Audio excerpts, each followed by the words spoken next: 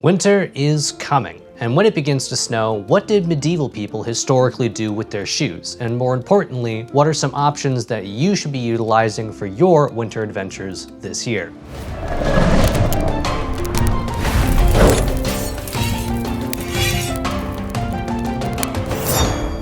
Greetings adventurers, my name is Kramer and welcome back to the channel Living Anachronism, where we unravel the history of a world that never existed. And as it is currently beginning to snow outside, the thought struck me that I should be talking about what are some shoe options. Now in this series, An Adventurer's Guide to insert topic here, we like to talk a little bit about the historical precedent for some things that happened in our own medieval time period, and then take from that what we can, and then explore some of the modern options available to us who are interested in reenactment, whether medieval or fantasy, or LARPing, or just going to Renaissance fairs, or maybe even just doing some fun medieval camping. Now there are a lot of options when it comes to shoes, so let's talk historically first. The average person in the medieval period would have been wearing a shoe something like this. This is not exactly historically accurate to the medieval period, but they would have been wearing something that is some sort of soft leather. They may have had a slightly harder, stiffer sole, or they may have been just the same exact leather as the upper, resulting in very little cushioning, just barely enough to essentially protect you from getting stabbed by a stick or a sharp rock or something like that. Now, when it comes to selecting shoes that you're going to wear in snowy or very cold or wet conditions, probably the two biggest considerations are how insulative are they and do they have any traction? Because let me tell you, a shoe like this,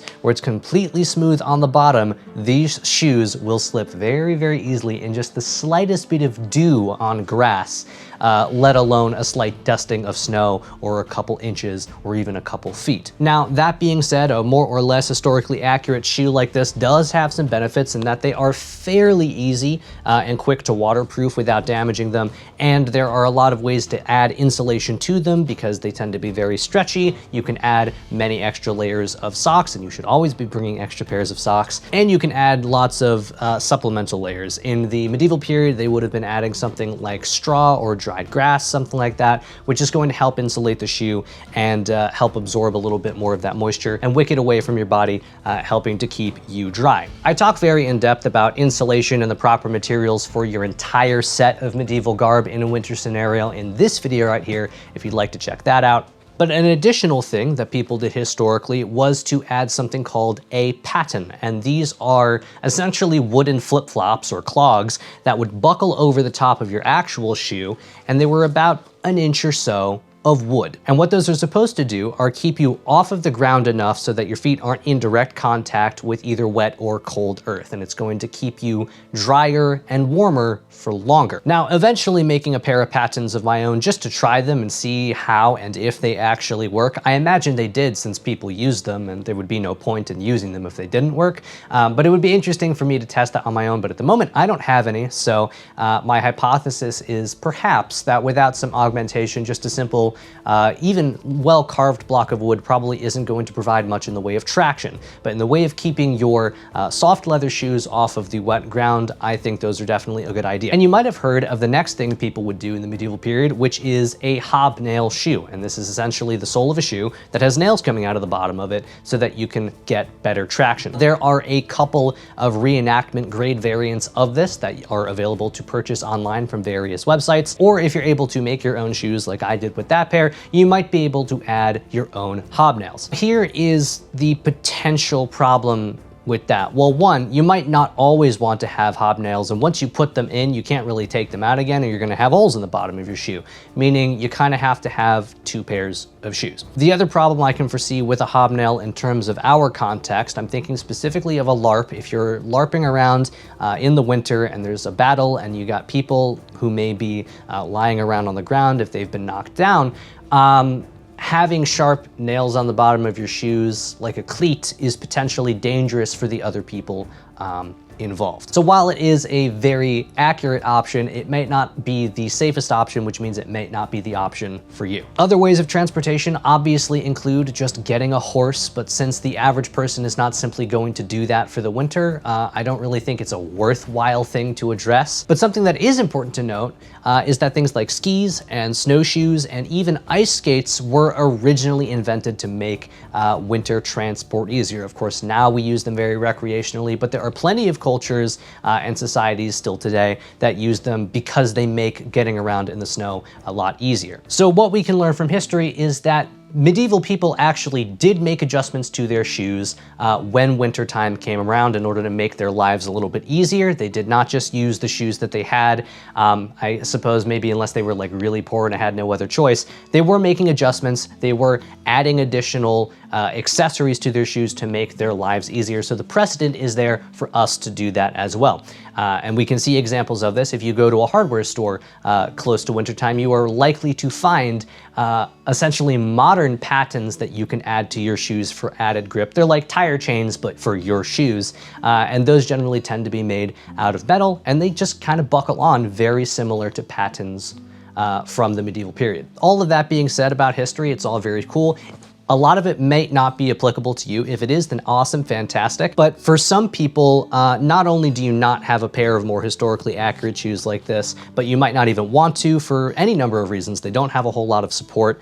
They can be rather expensive, or they could be tricky to make if you were gonna try to do that yourself. So there are lots of other options that people are already using, either for LARPing or Renaissance fairs or fantasy medieval reenactments. So let's discuss some of those in a winter context. The first one is simply just a modern leather shoe. This is what I essentially started out with. And the common thread here with a lot of these shoes, because most of them are leather, because leather is what shoes used to be made out of, is that the poor insulative value is still true in the modern day. And when we're talking about a nice pair of modern boots like this, you know, the laces are very anachronistic, but it works for a lot of people who are just starting out. Again, this is how I started out.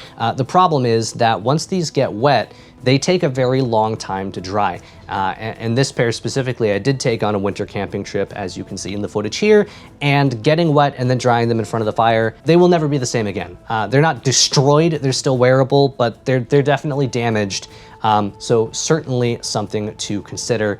A strictly modern option like this, if you have a pair that you don't mind ruining and you would rather wear that for the winter, then probably do that. But fitted shoes like this is like a nice pair of boots.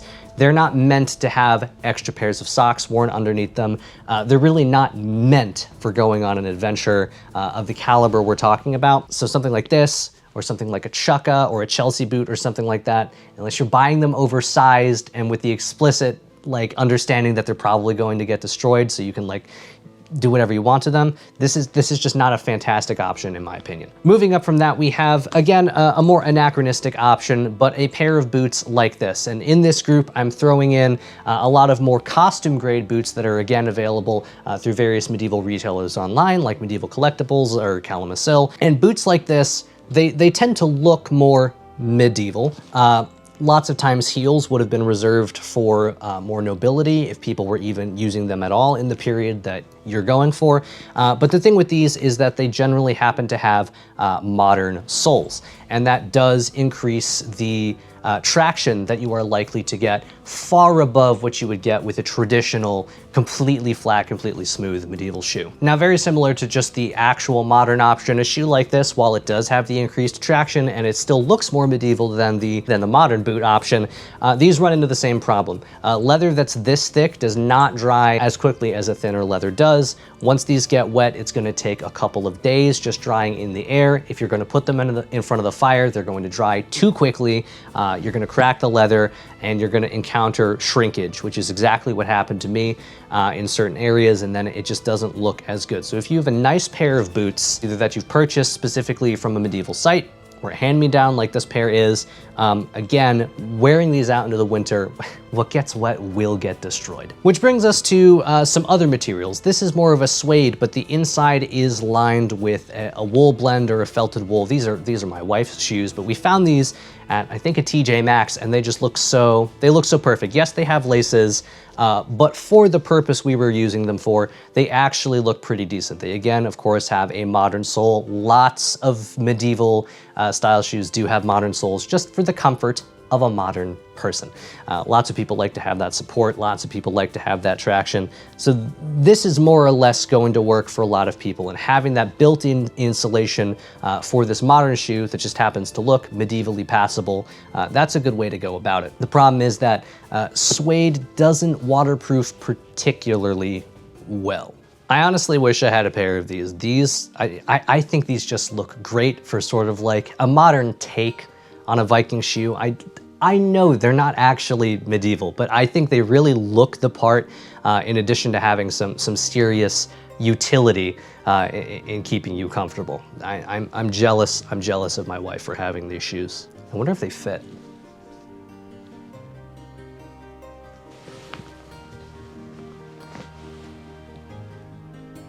They do. Another pair of shoes that my wife has, they're essentially felted shoes. They're felted shoes with a modern sole, and wool is a fantastic option if you can do that. In fact, there are lots of modern types of snowshoes where you essentially have a felted boot that goes inside of it to help keep you warm and dry. If you are able to get a felted boot like that and it fits into a boot that you already have, or you're comfortable just wearing those, traction is again an issue, but felt is a fantastic option for shoes, in my opinion, in this scenario, because they're not likely to get damaged at all. And in fact, in a lot of Eastern European countries and even in the Eastern steppes, in a lot of places, there are examples of shoes that are essentially just felted boots with a small sort of leather fold that goes over the top of just the foot to protect the bottom of the foot from walking around, but they're essentially just wearing felted boots with a slight leather skin on the bottom. And in fact, this is seen in, I think, a couple of the dwarven costumes in The Hobbit, and certainly in a lot of the Dale costumes in The Hobbit. And it is something that people in the Middle-earth reenactment community mirror in a lot of their kits. Which brings us to, finally, what might be a more controversial take here for me, actually, because I'm very much about wanting to be as historically accurate as possible. I do believe that people notice your shoes, and I think that when you can, wearing something that looks medieval is generally the best option. However, we know that the precedent exists for a person in a medieval mindset from the medieval period to adjust what their footwear is in order to make their lifestyle easier. And some of those options may or may not be feasible for you. That's completely up to you to decide. But here's what I'm gonna say. Foregoing the medieval shoe. Foregoing completely the idea of having a medieval shoe for some instances in winter where you know that just having a snowshoe that you know will keep you comfortable and you know will give you good traction. This is not actually a snowshoe. I don't actually own snowshoes. This is a stand-in, a proxy. But wearing something that you know will keep you comfortable and you know will keep you warm and is meant to be worn in the environment that you're in may be the best option. If we're talking about hobnails, if we're talking about getting a pair of pattens, we're already talking about incurring an extra cost to the medieval shoes that you may have already made or have already bought. And at that point, if you're going to have to make adjustments that are going to cost you and you don't have it in your budget, and you already do have a pair of snowshoes, I say it's probably in your best interest to just wear those and spend time trying to make those sort of mask them a little bit instead of worrying too much in this instance about being as historically accurate as possible. Because the fact of the matter is, a modern pair of snowshoes is simply going to serve you better and keep you safer than maybe some of the medieval options are. As fun as it would be for me to test them, I will do a video on that when I am able to. That being said, I have worn these shoes successfully in winter, in snow, without pattens, without hobnails, and without anything else aside from extra insulative layers on the inside. It wasn't the most comfortable thing I've ever done, but it actually wasn't that bad. In fact, I would say that wearing shoes like this that can accommodate the extra socks was objectively better than wearing a shoe like this. And that really is an important point. If you're gonna go the medieval route and not have a form of modern shoe, whether you're doing a boot like this or you're doing like the full historically accurate leather shoe, embrace the fact that your feet are simply going to get wet at a certain point. Do what you can to mitigate that. Bring lots of extra pairs of socks, quick drying socks if you can. Dry those out by the fire, but please do not put your leather shoes by the fire. You will destroy them. It doesn't matter if the shoes are wet at a certain point, because there's nothing you can do about that. And I do have a whole video on different ways of waterproofing leather if you're interested. Snow seal is the way, spoiler alert. But eventually water is going to seep through.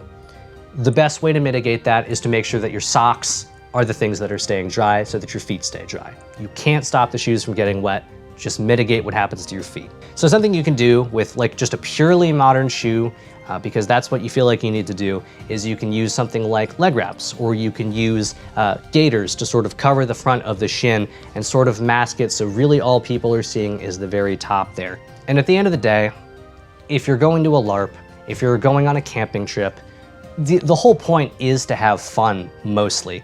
And while you might be like me, where sometimes, oh, I really want to experience what a real medieval person would have felt. Other times, you kind of want to just go in your kit and have a good time and not really have to worry about slipping down a hill and hurting yourself or being really uncomfortable the entire time because your feet are wet and cold. So, in closing, if you are going to go the medieval method, it's not impossible to just wear medieval shoes with a smooth sole in the snow. It's not impossible. If you wanted to optimize it, I would say go for a felted boot.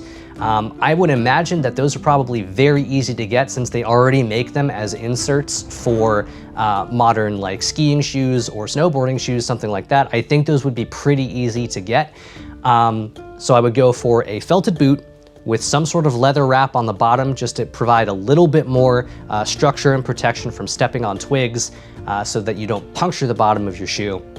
And I would also say that if you can get hobnail attachments for the bottom of your felted boot, that's probably the best bet. If you are going to go the modern route, I would say you should probably forego the modern leather options, even if they have modern soles, unless they are leather medieval boots that are specifically designed to be worn in the snow.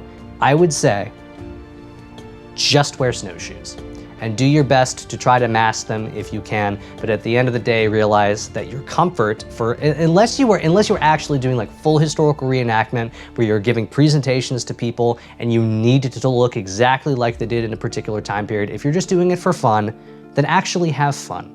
If being uncomfortable, if you're comfortable being uncomfortable, right? If that is fun for you, then go for it. But if you don't want to, don't feel pressured to make yourself uncomfortable. Just do what you can, mask a modern snowshoe, and have a good time. If you would like to see the video where I actually detail how I accidentally destroyed this pair of shoes on a winter adventure, then you can go ahead and check out the video right here. I will see you very soon, and in the meantime, I'd like to wish you good luck on your adventures.